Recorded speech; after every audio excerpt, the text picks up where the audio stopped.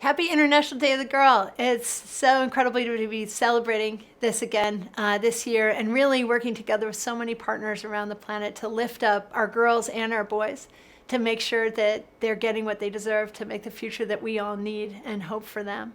I'm especially excited today that the Barneys team has partnered with the First Lady's office on the First Lady's Let Girls Learn initiative, which is really about how do we get all of the girls in the world to school and the boys. And we have a really serious problem in many countries where girls just aren't included in high school. They're not being sent to school, and we really need them.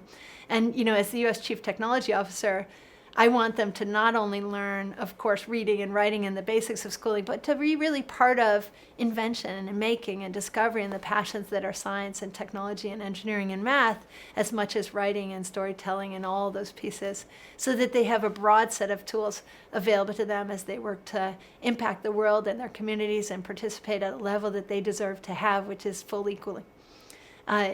The other thing that I love is that we're really highlighting stories of women who have gone before. And it's really inspiring to young women and to young men to see their history and see that everybody's always been at the table. For me, I really love the stories from the space program because sometimes, of course, in the beginning of our space program, there were men and women working together, people of color, everybody was at the table. You see it in the photographs from the space program. Such an incredible achievement that we had. And yet, sometimes in our movies, we leave off some of the characters. In our textbook, we leave off some of the characters. One of my favorites that needs to be included is Katherine Johnson, the African-American woman who calculated the trajectories for Alan Shepard, John Glenn, and the Apollo mission. She's amazing. Margaret Hamilton, the woman who was the lead for the lunar lander. Imagine the lunar lander landing on the moon.